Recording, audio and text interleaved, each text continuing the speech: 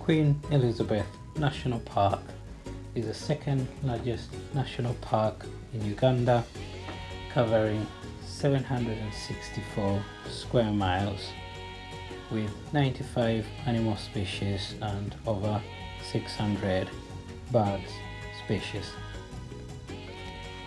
It was gazetted in 1952 as Kazinga National Park, then renamed Queen Elizabeth National Park 2 years later.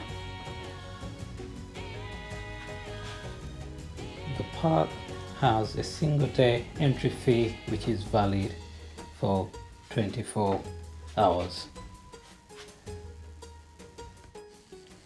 Its amazing landscape comprises of expansive savanna grasslands, woodland plains, crater lakes and the Rwenzori mountain in the background. One of our first sightings comprised of the African buffalo, which graze the savanna plains in big numbers. They live in herds of many individuals. The park is located east of Lake Edward and in the foothills south of Rwenzori Mountains in western Uganda.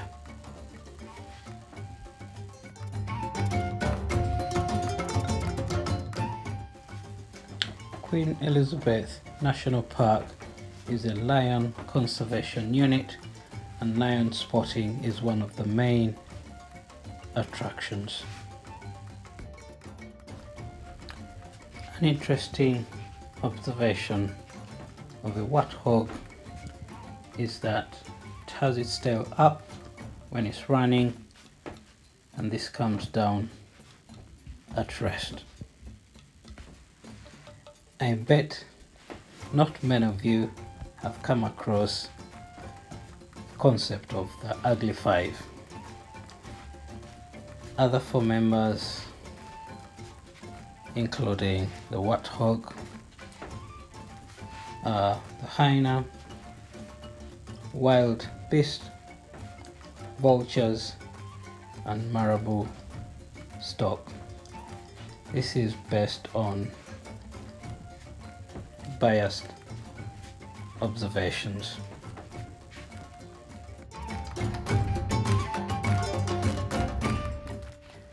The park's collection of mammals is jaw-dropping. Guess you can appreciate the Ugandan cobs in their mating grounds.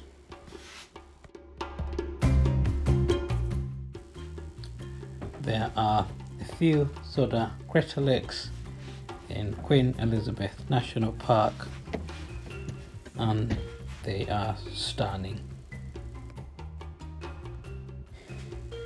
On our way to Mwea Peninsula, one can appreciate Lake Edward on my right and Kazinga Channel on my left, which is a water body that connects Lake Edward to Lake George. And in the far off distance is Mwea Safari Lodge, which is one of the upmarket safari lodges in the area.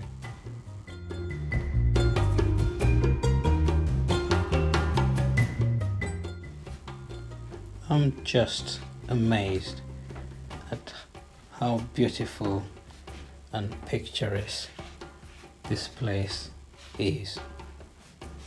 One has to see it with their own eyes to appreciate nature.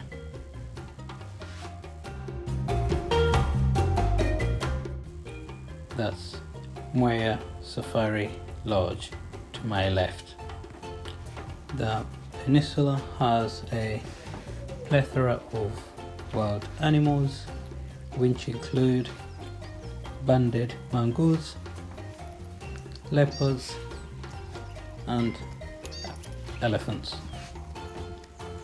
The banded mongoose live in large groups called colonies and feed on termites and snakes as their staple food.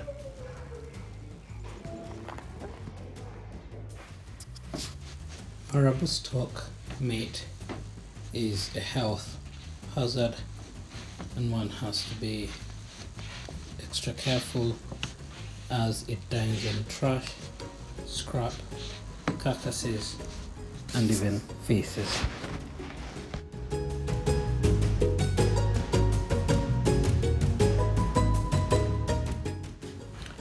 One can get to Queen Elizabeth National Park by road from Kampala via Mbarara or via Fort Portal. And I would highly recommend using the expertise of a tourist guide.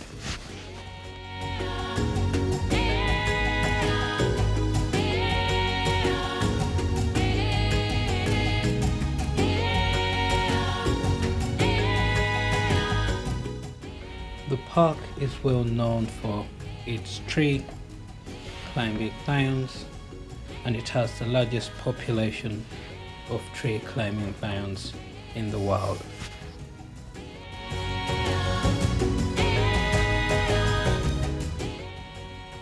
They are found in the Isasha sector of the park, which is the southern part. Seeing a tree climbing lion is one of the highlights when one visits Queen Elizabeth National Park.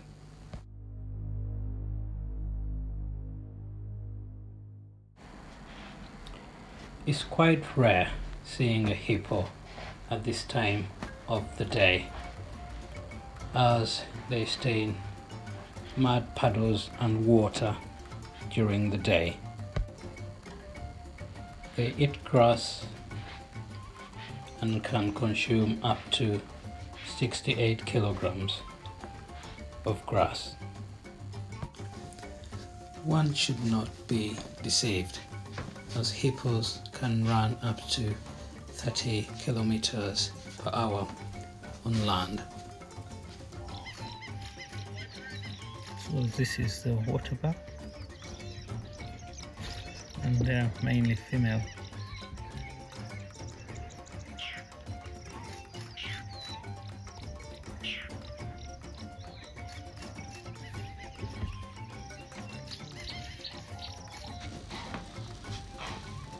They tend to walk in a single file, and this will help them to escape in case of any danger.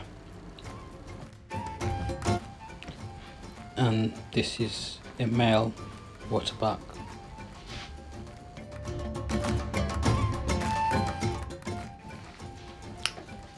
Tracking devices like radio collars are used to protect and monitor the movement of these large predators and to avoid conflict with the locals.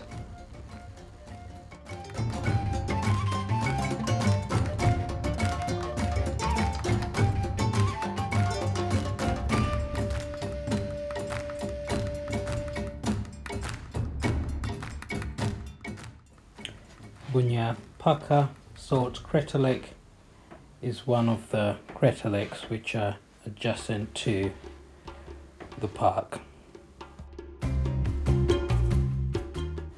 The park has several human communities within and outside the park boundaries. Several clashes have been reported in the past between the humans and the national park predators. One can appreciate this tourist market adjacent to the national park. However, the boundaries between the national park and the human settlements have been blurred in the past. Poison has been a cause of death for many of the big cats in the park.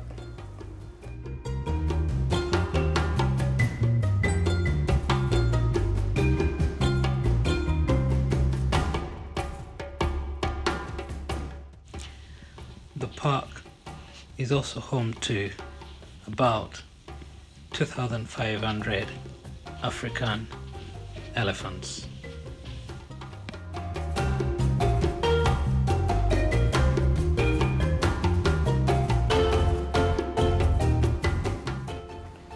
They feed on grass, tree branches, shrubs, twigs, leaves, and can consume at least 140 to 270 kilograms in a day.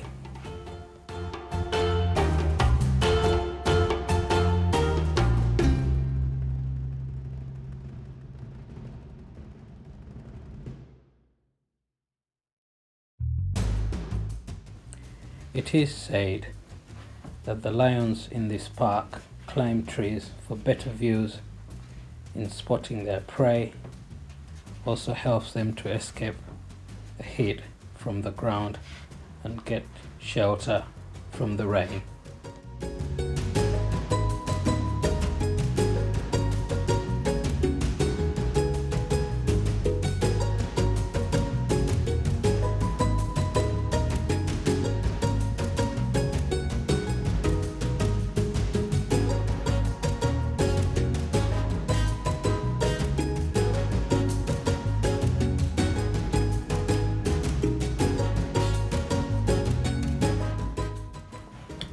Elephants spend 16 hours feeding and less than 2 hours sleeping. They are social animals and they live in large family groups.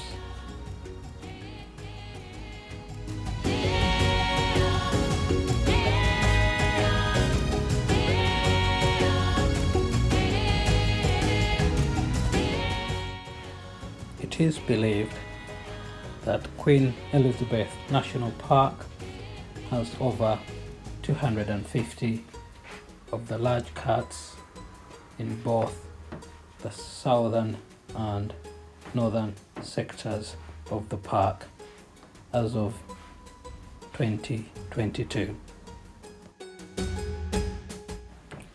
The lioness dictates a lot of what happens in a group, especially because they do most of the hunting.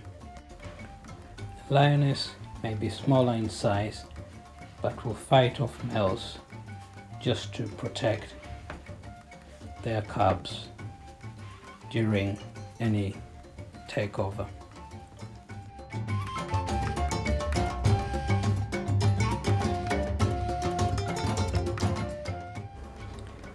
For optical nutritional purposes, I'll leave you with this near drone view of Queen Elizabeth National Park.